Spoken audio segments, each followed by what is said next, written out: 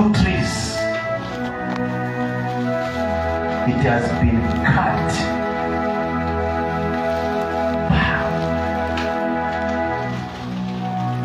In the land of Kenya.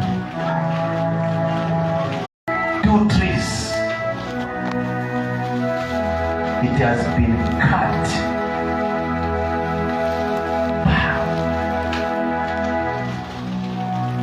In the land of Kenya.